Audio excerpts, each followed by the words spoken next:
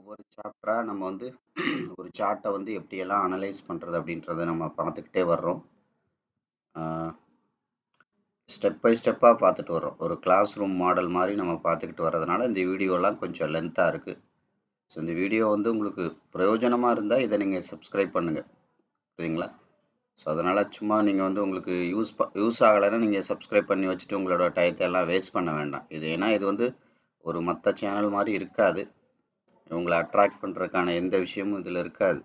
ஒரு ஸ்டாக் மார்க்கெட்டை பற்றின யதார்த்தம் என்னவோ, உண்மை என்னவோ, அதை பற்றி தான் இது முழுக்க முழுக்க இருக்கும். சும்மா எந்த இடத்துலையும் உங்களுக்கு ஆசை வார்த்தை காட்டுற மாதிரிலாம் அப்படி இருக்காது. வெளிப்படையாக இருக்கும். இப்படி தான் இருக்கும் ஸ்டாக் மார்க்கெட்டு, இப்படி இருந்தால் தான் பண்ண முடியும், இப்படி இருந்தால் தான் ஜெயிக்க முடியும், இல்லாட்டி உங்களுக்கு லாஸ் தான் ஆகும் அப்படிங்கிறதெல்லாம் ரொம்ப ஓப்பனாக நம்ம சொல்லியிருப்போம். ஸோ அதனால் நீங்கள் வந்து பார்த்தீங்கன்னா இந்த சேனல் உங்களுக்கு பிடிச்சிருந்தா நீங்கள் சப்ஸ்கிரைப் பண்ணுங்கள். தொடர்ந்து அந்த வீடியோஸ் எல்லாம் நீங்கள் அடிப்படையிலேருந்து பார்த்துட்டு வாங்க. சும்மா ஏனோ தானோன்னு 10 சேனலோட இதையும் ஒன்றையும் பார்த்தீங்கன்னா உங்களுக்கு இது வந்து முழுக்க முழுக்க பயன்படாது.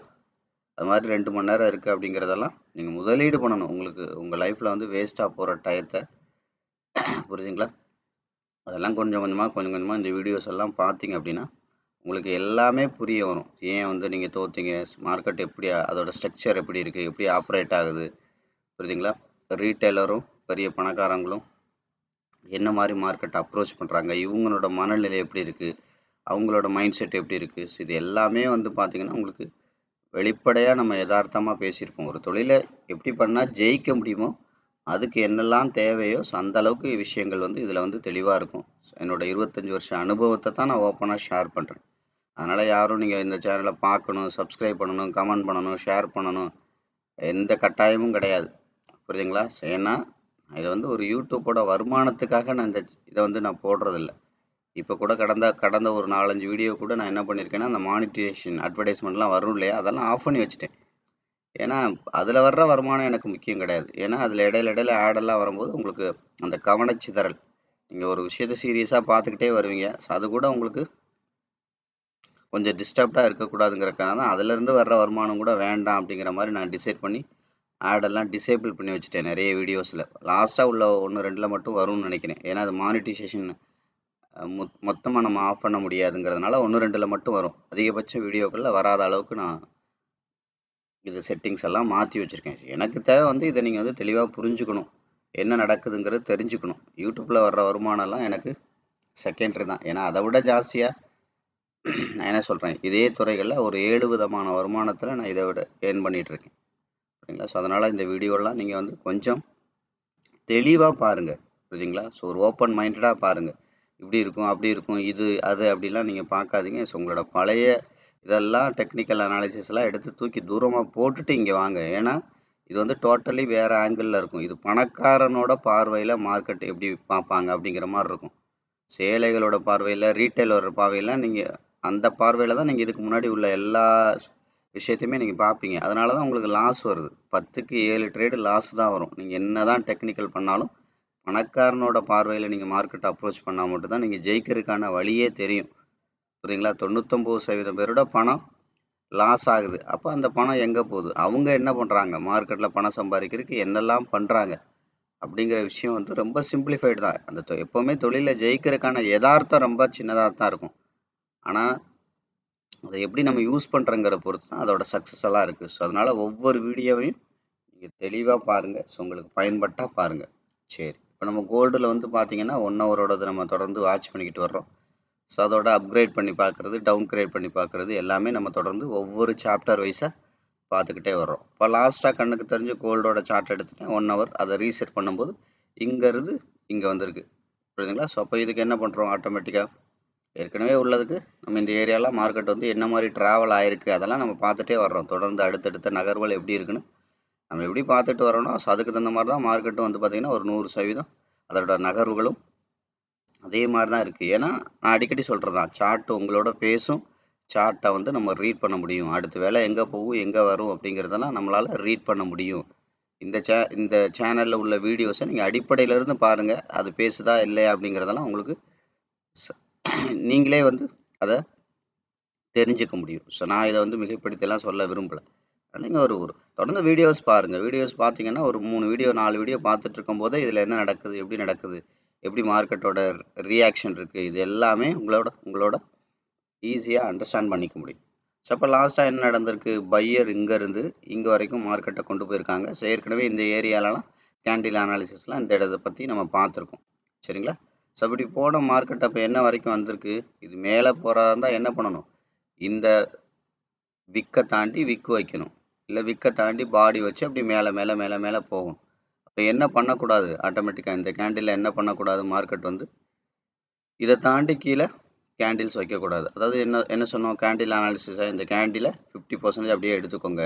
கேண்டிலை முழுசாக கரண்ட் கேண்டில் அனாலிசிஸ் எடுத்துட்டிங்கன்னா அப்போ நீங்கள் பாருங்கள், மேலே இருக்கிற விக்கு செல்லருக்கு சொந்தம், பாடி சிகப்பு கலராக இருக்குது அதனால் செல்லருக்கு சொந்தம், கீழே இருக்கிற விக்கு யாருக்கு சொந்தம், பையருக்கு சொந்தம். கரெக்டுங்களா? அப்போ என்னாச்சு, மார்க்கெட் வந்து இந்த இந்த கரண்ட் கேண்டில் அனாலிசிஸ் படி 90% மார்க்கெட் இந்த இந்த கேண்டில் படி 90% இப்போ இந்த ப்ரைஸ் வந்து செல்லரோட கண்ட்ரோலில் தான் இருக்குது. Market is equal to price அப்படின்னு ஞாபகம் வச்சுக்கோங்க. நான் மார்க்கெட்னு எந்த இடத்துல எல்லாம் சொல்கிறேனோ அதுதான் ப்ரைஸு. ப்ரைஸுங்கிறது என்ன, ப்ரைஸு தான் மார்க்கெட்டு. புரியுதுங்களா? மார்க்கெட்டுங்கிறது ரெண்டு விஷயம், ஒன்று ப்ரைஸு, இன்னொன்று வந்து பார்த்தீங்கன்னா அந்த ப்ரைஸுக்கு உண்டான வால்யூம், அந்த ப்ரைஸில் எத்தனை பேர் பை பண்ணியிருக்காங்க, செல் பண்ணியிருக்காங்க, இதை பொறுத்து தான் என்ன ஆகுது மார்க்கெட். இதை தான் மொத்தமாக மார்க்கெட்டுங்கிறோம். மற்றபடி மார்க்கெட்டுங்கிறது ஒரு மிஷின் எல்லாம் கிடையாது. புரியுதுங்களா? மார்க்கெட்டை ஏமாத்திரும், மார்க்கெட்டை யாரும் ஜெயிக்கும், இப்படிலாம் நீங்கள் கேள்விப்பட்டிருப்பீங்க. மார்க்கெட்னா என்ன, ப்ரைஸுனா அந்த இடத்துல ப்ரைஸ் எதனால் ஃபார்ம் ஆகுது, வால்யூம்னால, சப்ளை டிமாண்ட்னால ப்ரைஸ் ஃபார்ம் ஆகுது. அதுதான் மார்க்கெட்டுனா இதெல்லாம் நீங்கள் ஞாபகம் வச்சுக்கோங்க. அப்போ என்ன ஆகுது, மார்க்கெட் வந்து பார்த்தீங்க அப்படின்னா கவனிங்க, 90% செல்லரோட கண்ட்ரோலில் தான் இருக்குது. ஏன்னா மேலே இருக்கிற விக்கு செல்லருக்கு சொந்தம், பாடி சிகப்பு கலராக இருக்கிறதுனால செல்லருக்கு சொந்தம். அப்போ கீழே உள்ள விக்கு மட்டும்தான் பையருக்கு சொந்தம். அப்போ ஓவரால் 90% மார்க்கெட் என்ன இருக்குது, திரும்ப செல்லரோட கண்ட்ரோலில் தான் இருக்குது. அப்போ இது இன்னும் கீழே வரணும்னா என்ன பண்ணணும், ப்ரீவியஸாக எங்கே வரைக்கும் பையர் கொண்டு போயிருக்காங்களோ அதை உடச்சும் கீழே வரணும். அப்போ இந்த கேண்டில் 2 ரிசல்ட் நடந்துச்சு. அடுத்து என்ன பண்ணக்கூடாது, அடுத்த ஒரு 2-3 கேண்டிலில் மார்க்கெட் வந்து இந்த பாடி விக்கை தாண்டி, இந்த விக்கு இருக்கு இல்லையா, அந்த விக்கை தாண்டி விக்கு வரலாம். கவனிங்க, விக்கு வரலாம், பாடி ஸ்ட்ராங்காக வரக்கூடாது. இப்போ இந்த விக்கை தாண்டி விக்கு போகலாம். ஏன், மேலே இருக்கிற விக்கு செல்லருக்கு சொந்தம். அப்போ இந்த ஏரியாவில் செல்லிங் ப்ரெஷர் இருக்கலாம். ஆனால் பாடி பச்சை கலராக இருந்துச்சு இந்த ஏரியாவை தாண்டினா பையர் ஸ்ட்ராங் ஆயிடுவாங்க. அதாவது என்ன அர்த்தம், பையரோட கான்ஃபிடென்ட் அதிகமாயிரும். நான் ஏற்கனவே சொல்லியிருக்கேன், ஒரு கயிறில் இருக்கிற போட்டி மாதிரி தான் மார்க்கெட்டு. அதை இமேஜின் பண்ணிக்கோங்க. கீழே ஒரு சைடு இழுக்கிறாங்க கயிறு, மேலே ஒரு சைடு கயிறு இழுக்கிறாங்க. அப்போ ஏற்கனவே கவனிங்க, இங்கேருந்து மேலே மேலே மேலே மேலே பையர் இழுத்துட்டு போயிட்டு இது வரைக்கும் கொண்டு போனதை தான் என்ன பண்ணியிருக்காங்க, செல்லர் இங்கேருந்து இழுத்துட்டு இவ்வளோ தூரத்துலேருந்து இங்கே வரைக்கும் வர்றாங்க. வந்ததை இப்போ பையர் திரும்ப இழுக்கிறாங்க. அப்போ இழுக்கும்போது என்ன நடக்கணும், ஏற்கனவே பையர் எந்த வரைக்கும் இழுத்துட்டு போனாங்களோ அதை தாண்டியும், ப்ளஸ் எங்கேருந்து செல்லர் இழுத்துட்டு வந்தாங்களோ அதை தாண்டியும் மறுபடியும் பையர் போயிட்டாங்கன்னா பையரோட கான்ஃபிடென்ட் அதிகமாகும். சரிங்களா? இதுதான் காரணம். இப்படி தான் நீங்கள் கயிறு இழுக்கிற போட்டி மாதிரி மார்க்கெட்டை இமேஜின் பண்ணிக்கோங்க சிம்பிளாக. அப்போ நம்ம ஏற்கனவே இழுத்த இடத்த தாண்டி இழுத்துட்டோம், இழுங்க இழுங்க இழுங்க வேகமாக இழுங்க அப்படின்னு நம்ம கத்துறோம் இல்லையா, அந்த மாதிரி தான் அது. அந்த இமேஜின் பண்ணி பாருங்கள், ஒரு கயிறு இழுக்கிற போட்டி மாதிரி. அப்போ என்ன நடக்கும், பையரோட கான்ஃபிடென்ட் அதிகமாயிரும். இது ஏற்கனவே எங்கே வரைக்கும் பாடி வச்சாங்களோ இந்த இடம் விக்கு. ஏன்னா இங்கேருந்து இங்கே வரைக்கும் போனதை தான் என்ன பண்ணியிருக்காங்க, பையர்கிட்ட இருந்து பறித்து அவங்களோட திரும்ப செல்லர் இங்கேருந்து இப்படி இழுத்து இங்கே வரைக்கும் கொண்டு வந்திருக்காங்க. மறுபடியும் பையர் இது வரைக்கும் ட்ரை பண்ணுறாங்க. இப்படி ட்ரை பண்ணும்போது என்ன பண்ணக்கூடாது, ஏற்கனவே பையர் எங்கே தாண்டி இழுத்தாங்களோ அதை தாண்டி மேலே பாடி வச்சா மட்டும்தான் பையர் ஸ்ட்ராங் ஆவாங்க, பையரோட கான்ஃபிடென்ட் அதிகமாகும். இழுத்துடலாம், ஏன்னா அவங்க வீக் ஆகிட்டாங்க. ஒருத்தங்க வீக்கானதானே இழுக்கவே முடியும். கயிறு இழுக்கிற போட்டியில் 2 பேருமே ஈக்குவல் டைட்டில் தான் இருப்பாங்க, ஈக்குவல் ஸ்ட்ரென்த்தில் இருப்பாங்க. அப்போ யாராவது ஒருத்தங்க அசந்த நேரத்தில் தான் இன்னொருத்தங்க இழுப்பாங்க, இல்லை யாராவது ஒருத்தங்க வீக்கான நேரத்தில் தான் இன்னொருத்தங்க சரசரன்னு இழுக்க முடியும். இப்போ என்ன இருக்குது, பையர் சடன்னு பார்த்தீங்கன்னா தெரியும், இதுக்கு பேர் கண்ட்ரோல் ஆஃப் கிரீடு. தொடர்ந்து 3 பச்சை கலர், 3க்கு மேற்பட்ட பச்சை கலர் இருக்கும்போது மார்க்கெட் கண்ட்ரோல் ஆஃப் கிரீடில் இருக்கும்.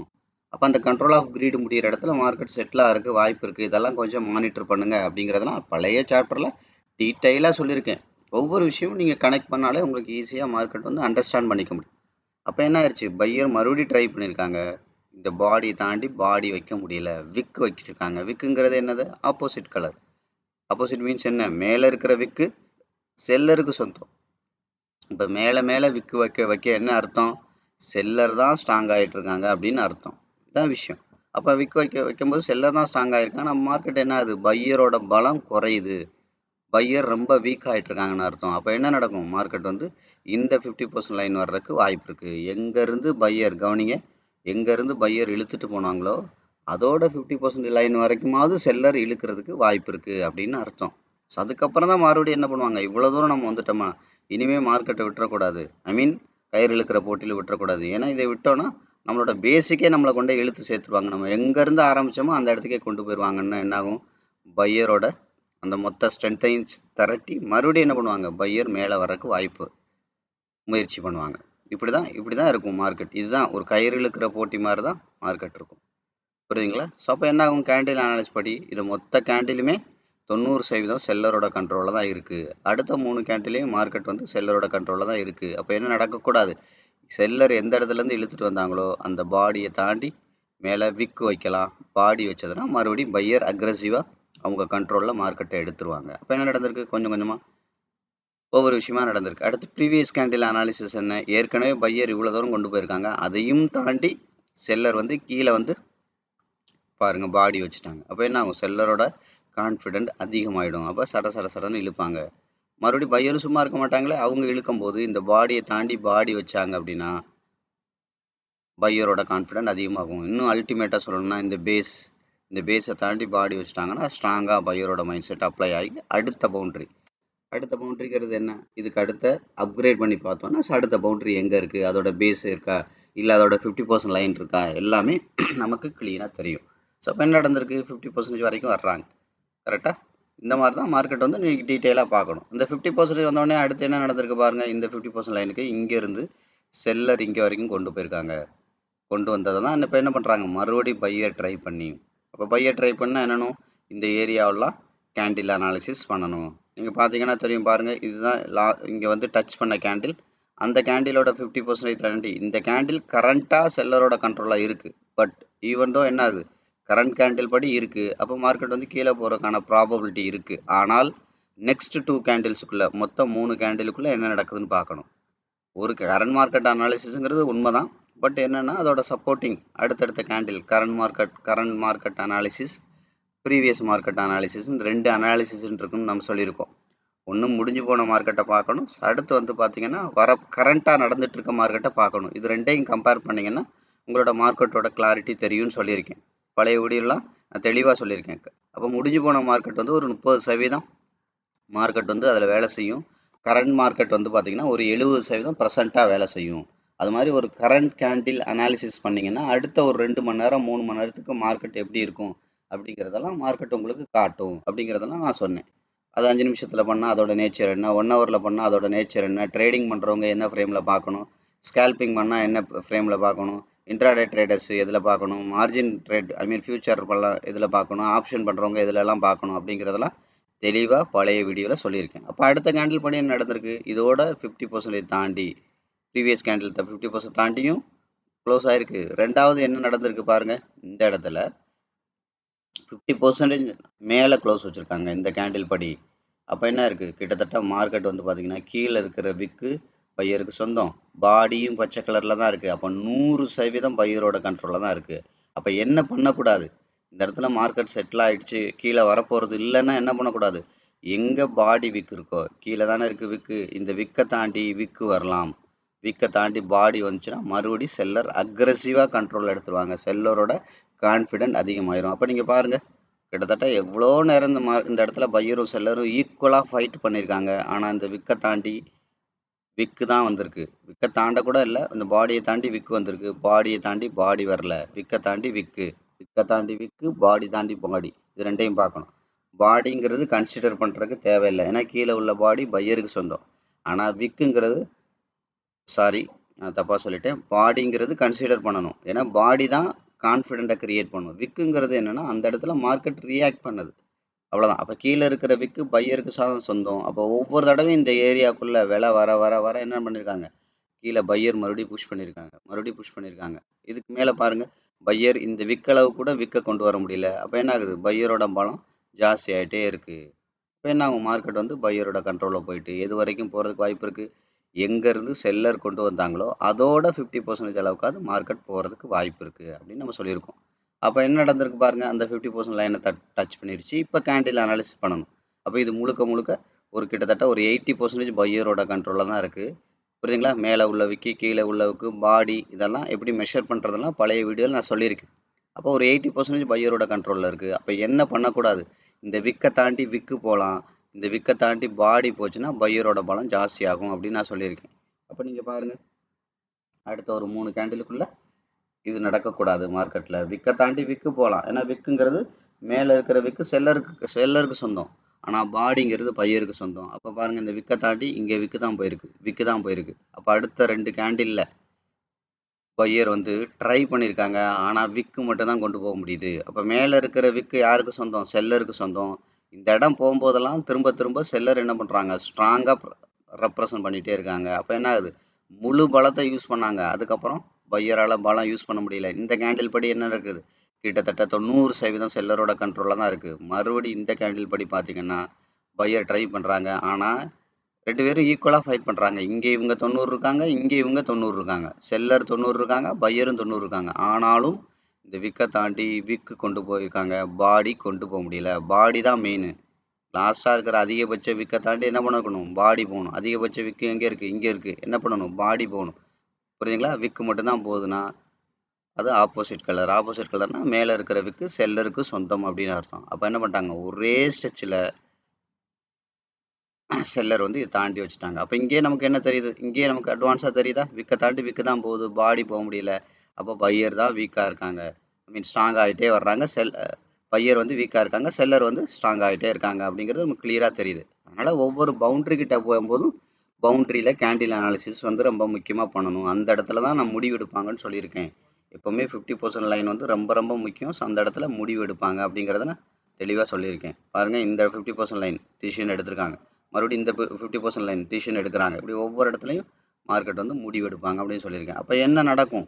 இங்கேருந்து பையர் கொண்டு போனாங்க இல்லையா, இந்த தூரத்தோட 50% அளவுக்காவது மார்க்கெட் வந்து வந்துருவாங்க அப்படின்னு சொல்லியிருக்கோம். அப்போ என்ன நடந்திருக்கு பாருங்கள், இதோட 50% அளவுக்கு திரும்ப செல்லர் கொண்டு வந்துட்டாங்க. இதெல்லாம் கவனிக்கணும். அப்போ ஃபஸ்ட்டு செல்லர் கொண்டு வந்தது இங்கே வரைக்கும் கொண்டு வந்திருக்காங்க. ரெண்டாவது செல்லர் கொண்டு வந்தது கவனிங்க, இங்கேருந்து இங்கே போயிட்டு 50% டச் பண்ணி இங்கே வந்திருக்காங்க. திரும்ப செல்லர் இங்கே பையர் இங்கே வரைக்கும் கொண்டு போனால் செல்லர் இங்கே கொண்டு வந்திருக்காங்க. அப்போ இதை விட கம்மியாக இருக்குது. ஃபஸ்ட்டு இவ்வளோ தூரம் கொண்டு வந்தாங்க, ரெண்டாவது இவ்வளோ தான் கொண்டு வர்றாங்க, மூணாவது வந்து பார்த்திங்கன்னா இவ்வளோ தூரம் தான் கொண்டு வர்றாங்க. அப்போ பையர் கொண்டு வர்ற டிஸ்டன்ஸ் வந்து அதிகமாகிட்டே போகுது, செல்லர் கொண்டு வர்றது என்னது கம்மியாகிட்டே ஆகுது. ஸோ அது மட்டும் கிடையாது, கவனிங்க. ஃபஸ்ட்டு பையர் இது வரைக்கும் கொண்டு போனாங்க, ரெண்டாவது இங்கே கொண்டு போனாங்க. ஆனால் மூணாவது இடம் பையர் என்ன பண்ண முடியல, இந்த அளவுக்கு கொண்டு போக முடியல. இதுதான் ட்ரெண்ட் அனாலிசிஸ். இதெல்லாம் தனித்தனியாக நான் பழைய சாப்டரில் தெளிவாக சொல்லியிருக்கேன். அதையும் பார்க்கணும், கேண்டிலையும் பார்க்கணும், பேட்டர்னையும் பார்க்கணும், மூணையுமே அனலைஸ் பண்ணணும். அது போக பவுண்ட்ரி அனாலிசிஸ் வந்து ரொம்ப ரொம்ப முக்கியம். புரியுதுங்களா? பவுண்ட்ரி அனாலிசிஸ் ரொம்ப ரொம்ப முக்கியம். ஒரு நண்பர் கூட கேட்டாங்க கமெண்டில், எல்லாம் கரெக்டு, எங்கே பை எடுக்கணும்னு கேட்டிங்க. பவுண்ட்ரி அனலைஸ் பண்ணி பை எடுக்கணும். ஆனால் அதுக்கு முன்னாடி என்ன பண்ணணும்? கேண்டில் அனலைஸ் பண்ணணும், பேட்டர்ன் அனலைஸ் பண்ணணும், ட்ரெண்ட் அனாலிசிஸ் பண்ணணும். இதெல்லாம் 10% தான். அதை நான் ஓப்பனாக அடிக்கடி சொல்கிறது தான். இதெல்லாம் நீங்கள் கரெக்டாக தெரிஞ்சோடனே பையெல்லாம் எடுத்து ஒன்றும் பெரிய ப்ராஃபிட்லாம் எடுத்துட முடியாது. புரியுதுங்களா? 4 தடவை மார்க்கெட் நெகட்டிவில் போகும்போது உங்களோட கான்ஃபிடென்ட் லெவல் சுத்தமாக போயிடும். அதுக்கப்புறம் மார்க்கெட்டை பார்த்தாலே உங்களுக்கு நடுக்கம் பிடிச்சிரும். அதுக்கப்புறம் நல்ல பவுண்டரிக்கு வந்தாலும் உங்களுக்கு பை எடுக்கணும்னு தோணாது. அதனால தான் சொல்கிறது, இது தொழிலில் நீங்கள் பயிற்சி எடுத்திருந்தால் மட்டும்தான், அந்த ஃபிட்னஸ் இருந்தால் மட்டும்தான் சண்டை நடக்கிற இடத்துல போய் ஜெயிக்க முடியும். இதெல்லாம் நேற்று ஒரு வீடியோவில் கூட நான் தெளிவாக எக்ஸ்பிளைன் பண்ணியிருக்கேன். ஸோ அதெல்லாம் பாருங்கள். அப்போ என்ன நடந்திருக்கு? இந்த பவுண்டரிக்கு மறுபடியும் இங்கேருந்து என்ன பண்ணிட்டாங்க? 50% அளவு கொண்டு வந்துட்டாங்க. இப்போ இந்த 50% அளவில் நீங்கள் ரீட் பண்ணணும் மார்க்கெட்டை. அப்போ இந்த இடத்துல கிட்டத்தட்ட பாருங்கள், பையரோட கண்ட்ரோலில் மார்க்கெட் இருக்குது. அதாவது செல்லிங் ப்ரெஷர் வந்து பார்த்தீங்கன்னா இந்த கேண்டிலில் ஒரு ஒரு 40% இருக்குது, பையிங் ப்ரெஷர் 60% இருக்குது. அப்போ அடுத்த 2 கேண்டில் இதை தாண்டி இருக்குது. ஆனால் என்ன நடக்கணும்? இந்த கேண்டிலை தாண்டி பாடி போகணும். சரி, இந்த கேண்டில் பாடி போயிருக்கா, அப்போ அடுத்த கேண்டில் விக்கை தாண்டி பாடி போகணும். போயிருக்கா? போகலை. தெரியுதா? இப்படி ஒவ்வொரு 2 கேண்டிலாக நீங்கள் அனலைஸ் பண்ணிங்கன்னா என்ன நடக்கும்? மார்க்கெட் வந்து ஈஸியாக அண்டர்ஸ்டாண்ட் பண்ணிக்கலாம் ஈஸியாக. அப்போ என்ன பண்ணணும்? இந்த இடத்துல இருந்து இதோட 50% வரையும் போது கவனிங்க, கரெக்டாக அது 50% அதோட பவுண்டரி அனலைஸ் பண்ணணும். இந்த மாதிரி கீழே மேலே இப்படி மாற்றி பார்த்துட்டே வரணும். அப்போ இங்கேருந்து பாருங்கள், கரெக்டாக 50 போன உடனே 50 போய் டச் பண்ணோன்னு என்ன நடந்திருக்கு? மார்க்கெட் வந்து அகைன் செல்லரோட கண்ட்ரோலில் வருது. ஏன்? விக்கை தாண்டி விக்கு போயிருக்கு, பாடியை தாண்டி பச்சை கலர் பாடி போகவே இல்லை. அப்போ மார்க்கெட் என்ன பண்ணுறாங்க? செல்லரோட கண்ட்ரோலில் தான் இருக்குது. சரி, அப்போ இது இன்னும் நல்லா கீழே போகுதுன்னா இப்போ இந்த 50% தாண்டி பேஸுக்கே வந்துருச்சு. அப்போ இது இன்னும் கீழே போகணும்னு இந்த பேஸுக்கு எப்படி வரும்னு நமக்கு தெரியும். இந்த இடத்துல ஏற்கனவே எவ்வளோ தூரம் செல்லர் கொண்டு வந்தாங்களோ, எங்கேருந்து பையர் இழுத்துட்டு போனாங்களோ அந்த பையரை தாண்டி என்ன பண்ணணும், இப்போ செல்லர் பாடி வைக்கணும். விக்கை தாண்டி விக்கு வந்துருச்சு. ஆனால் விக்கு முக்கியம் இல்லை, இந்த பாடியை தாண்டி பாடி வரணும். இங்கே உள்ள பாடியை தாண்டி இங்கே வந்துச்சு, இங்கே உள்ள தாண்டி இங்கே வந்துச்சு. ஆனால் ஏற்கனவே செல்லர் கொண்டு வந்த தூரத்தை தாண்டி செல்லரால் மறுபடியும் கொண்டு போக முடியல. அந்த இடத்துல மறுபடி பையர் வந்து அக்ரெசிவாக மாறுறாங்க. அப்போ என்ன பண்ணுறாங்க, செல்லர் இங்கேருந்து இவ்வளோ தூரம், இங்கேருந்து இவ்வளோ தூரம் கொண்டு வந்தாங்க. அப்போ மறுபடியும் பாருங்கள், இந்த 50% மேஜர் மவுனர் பவுண்டரியோட 50%லாம் இருக்குது. அப்போ அதை தாண்டி பாடி போச்சு, லாஸ்ட்டாக விக்கு இங்கே போச்சு. ஆனால் என்னது, இதை தாண்டி மேலே விக்கு மட்டும்தான் போயிருக்கு, பாடி போக முடியல. அப்போ என்ன ஆகுது, மார்க்கெட் வந்து திரும்ப இந்த பவுண்டரியில் மறுபடியும் ட்ரை பண்ணுது. அப்போ ட்ரை பண்ணும்போது பாருங்கள், இந்த இடத்துல மார்க்கெட் வந்து சுருங்குது. இந்த மாதிரி மார்க்கெட்டை வந்து நீங்கள் அப்கிரேட் பண்ணி டவுன்கிரேட் பண்ணி வரைஞ்சிட்டே வரும்போது ஒன்றுக்கும் மேற்பட்ட இடத்துல ரொம்ப பக்கமாக 50% லைன் ஒரு 2 3 வந்துச்சு அப்படின்னா மார்க்கெட் வந்து சுருங்குதுன்னு அர்த்தம். சுருங்குதுன்னா என்ன அர்த்தம், மேலே போய் இங்கேருந்து மேலே போனது திரும்ப கீழே இடிச்சு மறுபடியும் மேலே போய் இடிச்சு இப்போ கீழே வந்து இடிக்குது. அப்போ அந்த இடத்துல பையரோட வார் ரொம்ப ஸ்ட்ராங்காக இருக்குது. அப்போ என்ன நடக்கும், மார்க்கெட் வந்து ஏதாவது ஒரு பக்கம் பிளாஸ்ட் ஆகும்னு அர்த்தம். நீங்கள் வரப்போகிற நாட்களில் நீங்கள் தொடர்ந்து மானிட்டர் பண்ணுங்கள். மார்க்கெட் வந்து ஏதாவது ஒரு பக்கம் பயங்கரமாக வெடிச்சு செதறும் அப்படின்னு அர்த்தம். மார்க்கெட் வந்து ரொம்ப சுருங்குது, அதாவது என்ன அர்த்தம், பையரும் செல்லரும் ஈக்குவல் ஃபைட் அந்த இடத்துல நடந்துட்டு இருக்கு, ஈக்குவல் பாயிண்ட் நடக்குது, மார்க்கெட் ரொம்ப சுருங்குது. அதாவது என்ன அர்த்தம், முதல்ல 50% இங்கே போனால் பைக்கு 50% இங்கே இருக்குது, இதுக்கு போனது இங்கே இருக்குது. ஆனால் இந்த டிஸ்டன்ஸ் அடுத்தடுத்து பாருங்கள், 50% இங்கே சுருங்கிருச்சு. அடுத்து இதுக்கு வரைஞ்சா கூட என்ன நடக்கும், இந்த இதுக்கு நம்ம வரைஞ்சா கூட 50% வந்து இன்னும் சுருங்கும். பார்த்தீங்களா. ஸோ அப்போ எல்லாமே 50% பக்கமாக வரும்போது என்ன ஆகுது, மார்க்கெட் வந்து ஈக்குவல் ஃபைட்டில் வருது, மார்க்கெட்டோட பவுண்ட்ரி வந்து ரொம்ப சுருங்குது. அப்போ சுருங்குச்சுன்னா என்ன ஆகும், பிளாஸ்ட் ஆகி அப்போ என்ன இருக்கும், இதோட பேஸ் இங்கே இருக்குது, இதோட பேஸ் இங்கே இருக்குது அல்டிமேட்டாக. அப்போ என்ன நடக்கும், இந்த பேஸை தாண்டி மார்க்கெட் வந்து அந்த பேஸுக்கு வெடிச்சு பயங்கர ஸ்பீடோட கண்ட்ரோல் ஆஃப் ஃபியர் அல்லது கண்ட்ரோல் ஆஃப் க்ரீடில் அந்த பேஸுக்கு வர்றதுக்கு வாய்ப்பு இருக்குது. இப்படி தான் நீங்கள் மார்க்கெட்டில் வந்து ஒவ்வொரு விஷயமும் நுணுக்கமாக பார்க்கணும். மார்க்கெட் உங்களோட பேசும். மார்க்கெட் மீன்ஸ் நான் ஏற்கனவே சொல்லியிருக்கேன், chart is equal to market is equal to chart is equal to price is equal to supply demand volume. இவ்வளோதான், எல்லாமே ஒன்று தான். அந்த ப்ரைஸோட நகர்வுகளை தான் நம்ம படமாக பார்க்குறோம். அந்த படம் தான் விலை தான் படம். படத்தை வந்து இப்போ இது ஃபுல்லாக விலை, அதை வந்து விலையாக வரைஞ்சால் நமக்கு பிடிக்காதுங்கிறதுனால அந்த ஓப்பன் ப்ரைஸ் என்ன, க்ளோஸ் ப்ரைஸ் என்ன, ஹை ப்ரைஸ் என்ன, லோ ப்ரைஸ் என்னன்னு சொல்லி அதோட ஒரு கேண்டிலாக ஒரு படமாக வரைஞ்சி வச்சுருக்கோம், ஈஸியாக அண்டர்ஸ்டாண்டிங். அப்போ அந்த படம் பேசுனா அந்த விலை தான் அந்த விலையும் பேசும். ஸோ அதில் என்ன நடந்திருக்கு, பையர் செல்லரோட இன்வால்மெண்ட் இருக்குது என்ன இருக்குது, அதெல்லாம் தூரமாக பார்க்கணுன்னா ட்ரெண்ட் அனாலிசிஸ், ரொம்ப தூரத்தில் பார்க்கணுன்னா கொஞ்சம் பக்கத்தில் பார்க்கணுன்னா கொஞ்சம் தூரத்தில் பார்க்கணும் அப்படின்னா பேட்டர்ன் அனாலிசிஸ், ரொம்ப பக்கத்தில் பார்க்கணுன்னா கேண்டில் அனாலிசிஸ். அதுக்கப்புறம் வந்து பார்த்தீங்கன்னா பவுண்ட்ரி அனாலிசிஸ் இருக்குது. ஸோ பவுண்ட்ரி அனாலிசிஸ் என்ன பர்பஸ் அப்படிங்கிறதெல்லாம் நான் இப்போ சொன்னேன். அதுக்கப்புறம் பழைய வீடியோவில் நம்ம மார்க்கெட் சொன்னேன். அடுத்து எங்கே போகும் எங்கே வருங்கிறது பவுண்ட்ரி அனாலிசிஸ், புரியுதுங்களா. அந்த இடத்துல வந்ததுக்கப்புறம் என்ன மாதிரி பையர் செல்லரோட கண்ட்ரோல் யார்கிட்ட இருக்குது அப்படிங்கிறது கேண்டில் அனாலிசிஸ். ஸோ அதுக்கப்புறம் மார்க்கெட் அடுத்த 1 or 2 ஹவர்ஸுக்கு எப்படி இருக்கும் அப்படிங்கிறது பேட்டர்ன் அனாலிசிஸ். அடுத்த 1 நாள் 2 நாளுக்கு மார்க்கெட் எப்படி இருக்கும், இதெல்லாம் ட்ரெண்ட் அனாலிசிஸ். இதெல்லாம் ஒவ்வொரு விஷயமும் டீட்டெயிலாக நுணுக்கமாக ஒரு சாமானியருக்கும் புரிகிற வரைக்கும் எல்லா சாப்டர்லையும் நான் உங்களுக்கு தெளிவாக சொல்லியிருக்கேன், சரிங்களா. ஸோ இதெல்லாம் நீங்கள் தொடர்ந்து பாருங்கள். நம்மளும் வந்து இந்த கோல்டோட மூவ்மெண்ட் எல்லாம் எப்படி இருக்குது அப்படிங்கிறத தொடர்ந்து நம்ம பார்த்துக்கிட்டே வர்றோம், புரியுதுங்களா. இந்த வீடியோ போட்ட நாள்லேருந்து கிட்டத்தட்ட ஒரு 22 23 வீடியோன்னு நினைக்கிறேன். ஸோ அது தொடர்ந்து நான் வந்து கோல்டை நான் வந்து எல்லா நாளும் பார்த்துட்டே வர்றேன். ஸோ இப்போ நம்ம லேட்டஸ்ட்டாக சமீப காலங்களில் ஒரு 2 3 நாளாக நிஃப்டியோடதையும் பார்த்துட்ருக்கோம். ஸோ இன்றைக்கும் நிஃப்டியை வந்து லைட்டாக ஒரு பார்வை பார்த்துடலாம், புரியுதுங்களா. ஸோ பார்த்துட்டு நம்ம என்ன பண்ணலாம், ஸோ ஆட்டோமேட்டிக்காக அடுத்தடுத்த விஷயங்களை வந்து நம்ம மூவ் பண்ணலாம். நேற்று வந்து நம்ம பார்த்தீங்கன்னா நிஃப்டியோட இந்த 1 ஹவர்லேருந்து நம்ம பார்த்தோம். நேற்று வந்து 50% லைனை தாண்டி மேலே இருக்குது அப்படிங்கிறத பார்த்தோம். ஸோ நான் ஏற்கனவே சொன்ன மாதிரி இந்த மாதிரி இருக்கிற கேப் அப் கேப் டவுன்லாம் நீங்கள் என்ன பண்ணிக்கோங்க, ஃபில் பண்ணிக்கோங்கன்னு நான் சொன்னேன். ஃபில் பண்ணி பார்த்தீங்கன்னா உங்களுக்கு சார்ட் வந்து ஒரு தொடர்ச்சியாக தெரியும், புரியுதுங்களா. ஸோ அதை வந்து நீங்கள் வந்து ஜஸ்ட் லைக் தட் ஒரு ஃபில் பண்ணி பாருங்கள் அப்படின்ற மாதிரி நான் சொன்னேன். எங்கேருந்து எங்கே போயிருக்கோ அதெல்லாம் நீங்கள் ஒரு ஃபில்லிங் பண்ணிக்கோங்க, அங்கேருந்து போயிருக்கு. இப்போ பார்த்தீங்கன்னா உங்களுக்கு சார்ட்டில் வந்து எந்த துண்டும் இருக்காது, கரெக்டாக. சரி, ஓகே. அப்போ என்ன பண்ணியிருக்காங்க, பையர் இங்கேருந்து இங்கே வரைக்கும் கொண்டு போயிருக்காங்க. ஸோ அப்போ நான் என்ன பண்ணுறேன், பையர் எவ்வளோ தூரம் கொண்டு போனாங்களோ அதுக்கு நான் வந்து என்ன பண்ணுறேன், வரைகிறேன். இப்போ இந்த இடத்துல நம்ம மார்க்கெட்டை ஒரு 15 மினிட்ஸில் போய்ட்டு அனலைஸ் பண்ணிவிட்டு ஸோ அந்த இடத்துல என்ன மாதிரி ரியாக்ட் பண்ணியிருக்கு அப்படிங்கிறத பார்க்கலாம். ஸோ அப்போ நீங்கள் நல்லா கவனிங்க, ஏற்கனவே பையர் கொண்டு வந்த தூரம் இவ்வளோ தான். ஸோ ஸோ மறுபடியும் என்ன பண்ணியிருக்காங்க, இந்த இடத்த தாண்டி கேண்டில் வச்சு விக்கை தாண்டி வைக்கல, விக்கு வச்சு அடுத்து என்ன பண்ணியிருக்காங்க, பாடி வச்சுருக்காங்க. இப்போ பாடி வச்சாது நான் என்ன பண்ணணும், இந்த இடத்துல இது மாதிரி இன்னும் ஒரு 2 கேண்டில் பார்க்கணும்.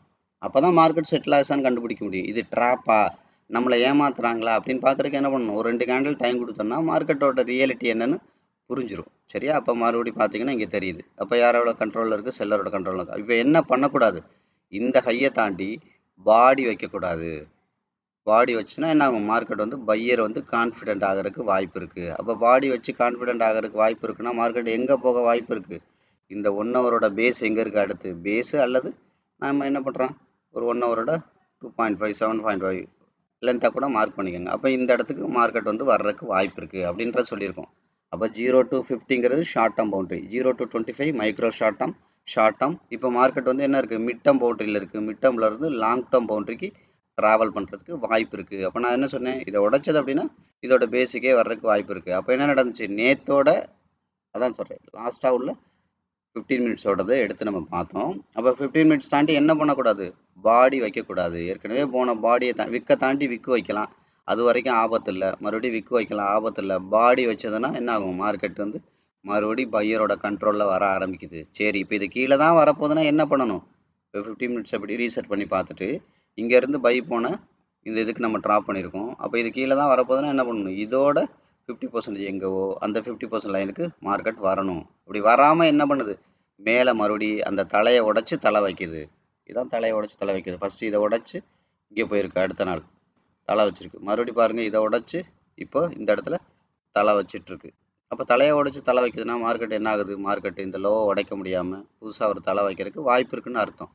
இதெல்லாமே ஒரு கேண்டிலை பார்த்து முடிவு பண்ணணுமா, ஒரு கேண்டிலில் நமக்கு வந்து பார்த்தீங்கன்னா ஒரு 50% கன்ஃபர்மேஷன் கிடச்சிரும். மீத உள்ள ஒரு 2 கேண்டில், இப்போ 15 மினிட்ஸ்னால் அடுத்த ஒரு இந்த கேண்டில் இப்போ இன்றைக்கி மார்க்கெட் ஓப்பன் ஆனால் ஒரு அரை மணி நேரத்தில் மார்க்கெட் வந்து என்னன்றது தெரிஞ்சிடும். இல்லாட்டி மார்க்கெட் வந்து இன்றைக்கே கேப் அப்பில் ஓப்பன் ஆகுதா, கேப் டவுனில் ஓப்பன் ஆகுதா, அப்போ ப்ரீவியஸோட பவுண்ட்ரி எங்கே இருக்குது, அதை பேஸ் பண்ணி எந்த இடத்துல மார்க்கெட் வந்து ஓப்பன் ஆகிட்டுருக்கு, அதெல்லாம் வச்சு ரீட் பண்ணிங்கன்னா ஈஸியாக ஐடென்டிஃபை பண்ணிடலாம். அப்போ நான் ஏற்கனவே சொல்லியிருக்கேன், ஒரு இன்ட்ராடே ட்ரேடர்ஸ் பண்ணுறவங்க என்னென்ன ஃப்ரேமெல்லாம் பார்க்கணும்னு சொன்னேன். அதோட அவுட்லைனை நீங்கள் பார்த்துட்டு தயாராக இருந்தீங்கன்னா மார்க்கெட் வந்து எந்த இடத்துல எல்லாம் ஓப்பன் ஆகிருக்கு அப்படிங்கிறத நீங்கள் பார்க்கலாம். அப்போ என்ன இருக்குது, இந்த பாடியை தாண்டி பாடி வச்சுருக்கு. இப்போ என்ன பண்ணியிருக்கு, இப்போ கிட்டத்தட்ட 90% பையரோட கண்ட்ரோலில் தான் மார்க்கெட் இருக்குது. 10% அளவுக்கு தான் செல்லரோட கண்ட்ரோலில் இருக்குது. இப்போ இன்னொரு 1 or 2 கேண்டில்ஸ் என்ன பண்ணணும், மார்க்கெட் மேலே போகிறதா இருந்தால் அந்த விக்கை தாண்டி விற்கும், லாஸ்ட்டாக வந்து அந்த பாடியை தாண்டி பாடியும் வைக்கணும். கரெக்டாக? சரி, ஓகே. அடுத்து என்ன பண்ண போகிறோம், இதை இன்னும் சுருக்கி 5 மினிட்டுக்கு போகிறோம். இப்போ 5 மினிட்டில் போகும்போது 5 மினிட்டில் ரீசெட் பண்ணி பாருங்கள். இப்போ லாஸ்ட்டாக என்ன இருக்குது, கண்ணுக்கு தெரிஞ்சு அதிகபட்ச லோ இங்கே இருக்குது. இந்த லோவில் இருந்து அடுத்து என்ன பண்ணியிருக்காங்க, அதிகபட்சம் போனால் ஹை வரைக்கும் பார்த்துருக்காங்க.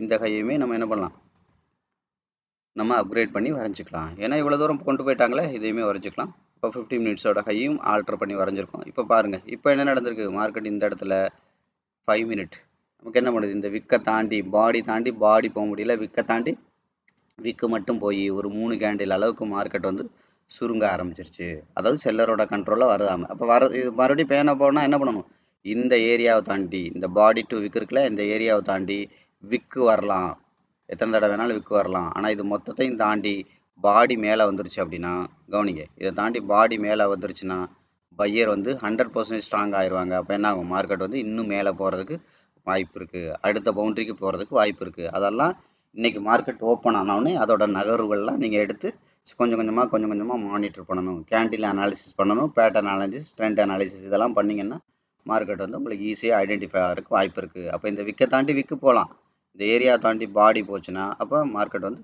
இதாகிறதுக்கு வாய்ப்பு இருக்குது, மேலே போகிறதுக்கு வாய்ப்பு இருக்குது. அப்போ இப்போ என்ன பண்ணணும், கீழே வரதா இருந்தால் இந்த ஹையை உடைக்க முடியாமல் கீழே வந்துச்சுன்னா மார்க்கெட் வந்து ஃபஸ்ட்டு பேசிக் இந்த பவுண்ட்ரிக்குள்ளே, இது 25 to 50 இந்த பவுண்ட்ரிக்குள்ளே வர்றதுக்கு வாய்ப்பு இருக்குது.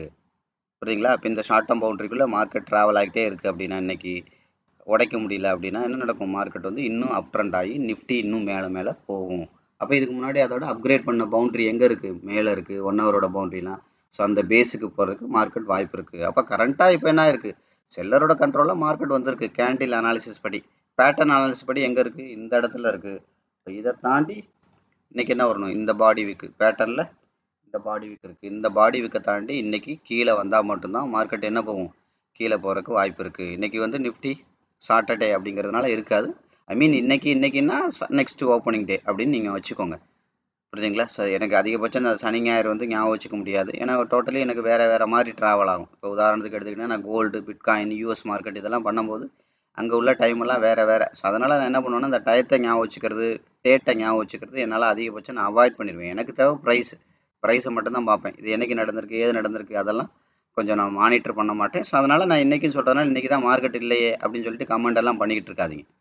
புரியுதா? இன்னைக்கு மீன்ஸ் நெக்ஸ்ட் ட்ரேடிங் டே. அப்போ இதெல்லாம் நீங்கள் மார்க்கெட்டில் வாட்ச் பண்ணி பாருங்க. அப்போ இதுதான் பேட்டர்ன். இந்த பேட்டர்னை உடச்சி கேண்டில் வச்சதுன்னா ஸ்ட்ராங்காக இதோட அடுத்த பவுண்ட்ரி கவுண்டர் பண்ணினா இந்த 25 to 50 இந்த பவுண்டரிக்கு மார்க்கெட் ஸ்ட்ராங்காக வர்றதுக்கு வாய்ப்பு இருக்குது. இதுதான் நிஃப்டியோட கரண்ட்டாக உள்ள விஷயங்கள். அப்போ 5 மினிட்டு 15 மினிட்டு 1 ஹவர் புரியுதுங்களா? இந்த மாதிரி விஷயத்தெல்லாம் நீங்கள் பாருங்கள். இன்னும் நீங்கள் சுருக்கி இன்னும் கொஞ்சம் எனக்கு ஷார்ட்டாகவே பார்க்கணும் அப்படின்னா நிஃப்டியை பொறுத்த வரைக்கும் நீங்கள் என்ன பண்ணலாம், 1 மினிட் போகலாம். அப்போ ஷார்ட்டாக ரீசெட் பண்ணுங்கள். அதிகபட்சம் லோ எங்கே இருக்குது, அந்த லோவில் இருந்து அதிகபட்சம் கண்ணுக்கு தெரிஞ்சு ஹை எங்கே இருக்கும், அந்த ஹையை கனெக்ட் பண்ணிங்கன்னா உங்களுக்கு என்ன நடக்கும், இன்னும் மைக்ரோ டேர்ம்லையும் நீங்கள் மார்க்கெட்டை வந்து அப்ரோச் பண்ண முடியும். அப்போ இது வரைக்கும் வந்திருக்கு கவனிங்க.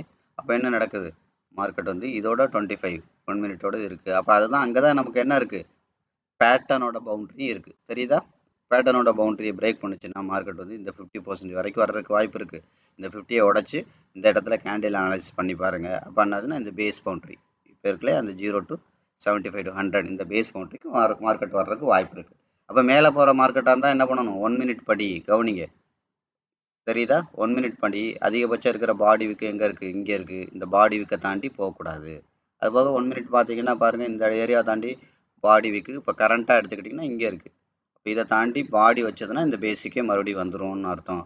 அப்போ இதை தாண்டி கவனிங்க, கீழே பாடி எங்கே இருக்குது, இதை தாண்டி அப்போ 1 மினிட் படி பாருங்கள் மார்க்கெட் வந்து சுருங்குது. இன்சைட் பேட்டர்ன், ஓ பேட்டர்ன் போட்டுகிட்டே இருக்குது. அப்போ என்ன ஆகும், ஏதாவது ஒரு பக்கம் பிளாஸ்ட் ஆகும். அப்போ பிளாஸ்ட் ஆகி என்ன ஆகும், இந்த ஏரியாவுக்கு வர்றதுக்கு வாய்ப்பு இருக்குது. இல்லைன்னா பிளாஸ்ட் ஆகி இந்த ஏரியா இந்த இதை உடச்சி கீழே போகிறதுக்கு வாய்ப்பு இருக்குது. இதெல்லாமே கேண்டில் அனாலிசிஸ் பண்ணி பார்க்கணும். அப்போ மார்க்கெட்டை வந்து பார்த்தீங்கன்னா சுருங்குறது, விரிவாகிறது எல்லாமே கிளியராக தெரியுதுங்களா? அப்போ 1 மினிட்டு 5 மினிட்டு 15 மினிட்டு 1 ஹவர் நாலுமே நிஃப்டிக்கு வரைஞ்சி அதோட பவுண்டரிலாம் கிளியராக மார்க் பண்ணியிருக்கோம். அப்போ ஒவ்வொரு 50% லைன் வந்து மார்க்கெட்டில் ரொம்ப முக்கியம் அப்படின்னு நான் சொல்லியிருக்கேன். அங்கே தான் டிசிஷன் எடுப்பாங்க. ஸோ அப்போ அந்த இடத்துல எல்லாம் மார்க்கெட் வந்து என்ன மாதிரி ரியாக்ட் பண்ணுது, ஸோ அதெல்லாம் பாருங்கள். இது இருக்குது. அடுத்த பவுண்டரி எங்கே இருக்குது, 15 மினிட் படி. ஸோ இதெல்லாம் பாருங்கள், 15 பட்டு இங்கே இருக்குது. அப்போ மார்க்கெட் என்ன இருக்குது, 1 2 3 4 பவுண்டரிக்கு மேலே தான் இருக்குது. அப்போ மார்க்கெட் வந்து ஓவர் வேல்யூவில் இருக்குது. அப்போ ஓவர் வேல்யூவில் இருக்குது அப்படின்னா மார்க்கெட்டில் வந்து இந்த டயத்தில் செல்லு தான் ட்ரை பண்ணணும், பை எக்காரணத்தை கொண்டும் ட்ரை பண்ணக்கூடாது அப்படிங்கிறது தான் அர்த்தம். புரியுதுங்களா? இந்த மாதிரி எல்லாமே நீங்கள் என்ன பண்ணணும், இன்ச் பை இன்ச்சாக நீங்கள் மார்க்கெட் வந்து அனலைஸ் பண்ணி வச்சுக்கணும். அது மாதிரி மார்க்கெட் வந்து ரொம்ப பக்கத்தில் பார்க்கணுன்னா கேண்டில் அனாலிசிஸ், கொஞ்சம் தூரத்தில் பார்க்கணும் அப்படின்னா பேட்டர்ன் அனாலிசிஸ், ரொம்ப தூரத்தில் பார்க்கணுன்னா ட்ரெண்ட் அனாலிசிஸ். இதெல்லாம் நீங்கள் கொஞ்சம் கிளியராக பாருங்கள். புரியுதுங்களா? ஸோ இன்றைக்கி வீடியோ வந்து பார்த்தீங்கன்னா நான் முடிச்சுக்கிறேன். கொஞ்சம் நான் வெளியூரில் ஒரு செமினார் விஷயமா வந்திருக்கேன். ஸோ அதனால் வந்து பார்த்தீங்கன்னா இன்றைக்கி இவ்வளோ விஷயங்கள் போதும். ஏன்னா நிறைய பேர் உங்கள் வீடியோ நான் பார்த்துட்ருக்கேன், எப்படா உங்கள் வீடியோ வரும் அப்படிங்கிற மாதிரிலாம் எனக்கு நிறைய கமெண்ட் பண்ணியிருக்கீங்க. ஐ மீன் பர்சனலாலாம் பேசும்போது சொல்கிறீங்க. அப்படிங்கிறதுனால சரி உங்களுக்கு இந்த நாளுக்கும் ஏதாவது கொடுக்கணுமே அப்படிங்கிறதுனால என்னால் அதிகபட்ச டைம் இன்னைக்கு நான் இவ்வளோ தான் போட முடியுது. நீங்கள் தயவுசெய்து தப்பாக எடுத்துக்காதீங்க. புரியுதுங்களா? ஸோ அதனால் இந்த நிறைய வேலைகளுக்கு மத்தியில் இன்றைக்கி நான் கொஞ்சம் அரை மணி நேரம் தான் டைம் ஒதுக்க முடிஞ்சிருக்கு. ஸோ அதனால் இப்போ வரைக்கும் உள்ள விஷயத்த நீங்கள் பாருங்கள். இன்றைக்கி வந்து கோல்டு சந்தன் நிஃப்டியோட நம்ம பார்த்துருக்கோம். அது மாதிரி இந்த வீடியோ பார்க்குறதும் இல்லாமல் நீங்கள் என்ன பண்ணுங்கள், அடுத்தடுத்த மார்க்கெட்டோட நகர்வுகள் எப்படி இருக்குது, நம்ம சொல்கிறபடி தான் இருக்கா அப்படிங்கிறதையும் நீங்கள் பாருங்கள். புரியுதுங்களா? கொஞ்சம் கொஞ்சமாக பாருங்கள். புரியுதுங்களா? இதெல்லாம் வந்து வெறும் டெக்னிக்கலுக்கு மட்டும்தான். அதை நான் திரும்பவும் சொல்கிறேன், இதெல்லாம் டெக்னிக்கல் மட்டும்தான். இதை பார்த்துட்டு ட்ரேட் பண்ணலாம், ஆனால் ஜெயிக்க முடியாது. ஏன்னா இன்னும் ஃபண்ட் மேனேஜ்மெண்ட்டு கிளியராக தெரியணும், ஃபண்டமெண்டல் அனாலிசிஸ் தெரியணும், அதுக்கப்புறம் ஃபண்ட் மேனேஜ்மெண்ட் தெரியணும்.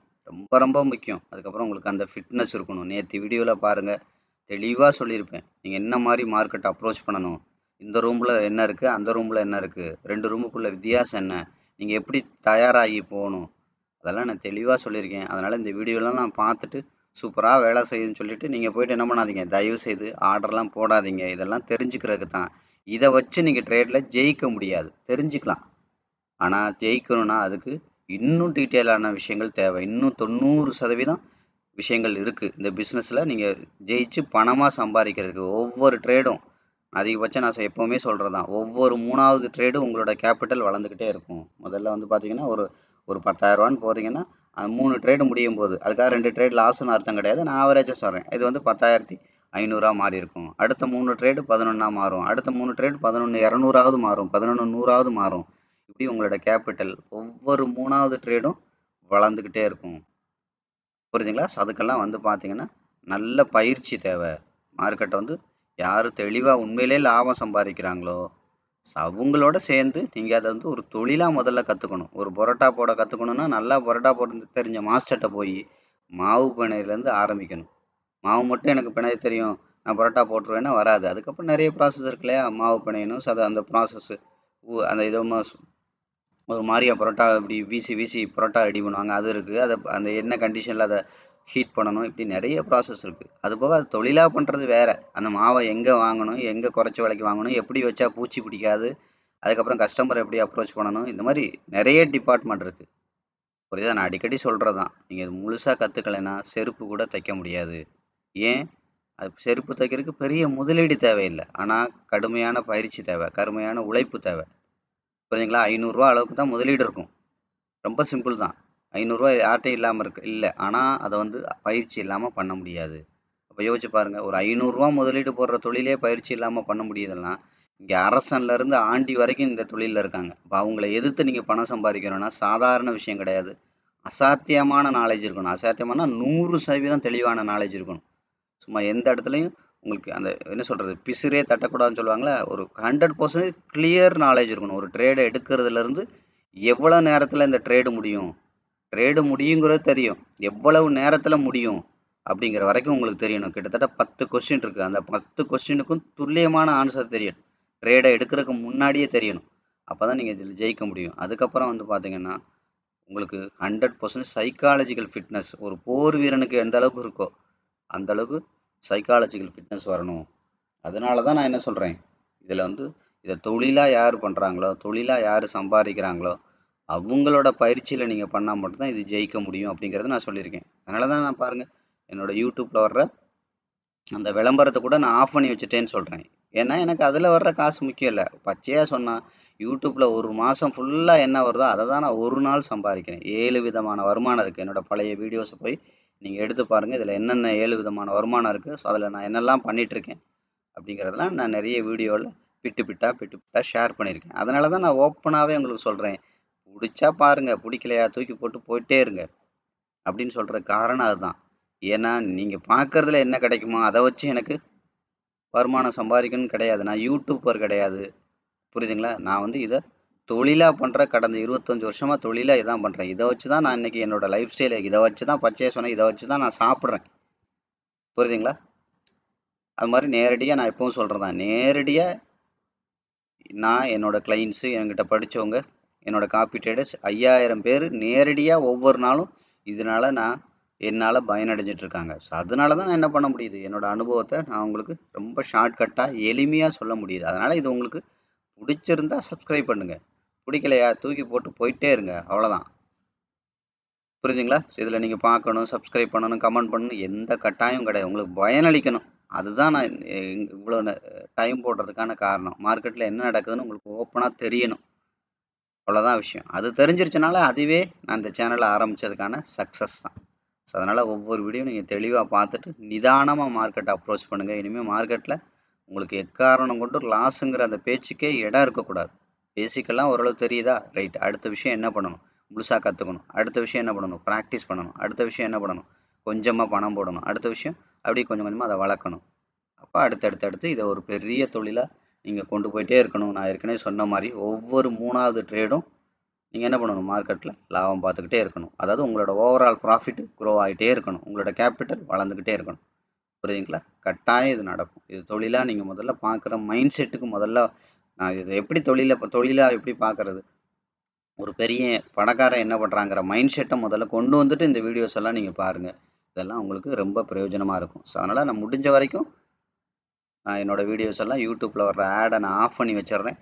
1-2ல் நான் சுத்தமாக ஆஃப் பண்ண முடியாது. 1-2 வீடியோவில் ஆடு வந்துச்சுன்னா கொஞ்சம் அட்ஜஸ்ட் பண்ணிக்கோங்க. அந்த நேரம் கொஞ்சம் உங்களை மைண்ட் செட்டை சிதற விடாமல் ஆடு ஸ்கிப் வந்துச்சுன்னா ஸ்கிப் பண்ணிவிட்டு இதிலே கவனத்தை ஃபோக்கஸ்டாக செலுத்துங்க. அதிகபட்சம் மெஜாரிட்டி வீடியோஸில் நான் ஆல்ரெடி ஆடை ஆஃப் பண்ணிட்டேன். ஸோ இன்னும் ஒரு ஒரு 5ஓ 10ஓ வீடியோவில் இருக்குது. ஸோ அவங்க சுத்தமாக ஆஃப் பண்ண முடியாது. மானிட்டைசேஷன் வந்து டோட்டலாக கேன்சல் பண்ணுச்சுன்னா சிக்கல். அதனால் நான் முடிஞ்ச வரைக்கும் என்ன பண்ண முடியுமோ பெஸ்ட்டாக என்ன நாலேஜ் கொடுக்க முடியுமோ நான் கொடுக்குறேன். ஸோ அடுத்து வந்து நீங்கள் தான் டிசைட் பண்ணணும். இதை தொழிலாக பண்ணணும்னா என்னெல்லாம் பண்ணணும், எப்படி பண்ணணுங்கிறது உங்கள் கையில் இருக்குது. சும்மா இதை வச்சுக்கிட்டு நீங்கள் ஏனோ தானோன்னு பண்ணி பணத்தை லாஸ் பண்ணுறதுனால நீங்கள் பண்ணலாம், ஒன்றும் பிரச்சனை இல்லை. என்னோட டியூட்டி அது ஒரு கோச்சாக 100% நேர்மையாக நான் சொல்ல வேண்டியது என்னோட டியூட்டி, என்னோட பொறுப்பு. அதுக்கப்புறம் நீங்கள் கேட்குறதும் கேட்காததும் உங்களோட கைகளில் இருக்குது. சரியா? சரி, அதனால் இந்த வீடியோஸ் எல்லாம் நீங்கள் பார்க்குறீங்க, நிறைய பேருக்கு பிரயோஜனமானு இருக்குன்றீங்க. அந்த மாதிரி என்ன நிறைய பேரில் ஒரு 10 பேருக்கு இது பிரயோஜனமாக இருந்தாலே எனக்கு பெரிய சந்தோஷம். இது வரைக்கும் இந்த வீடியோ பார்த்ததுக்கு ரொம்ப நன்றி.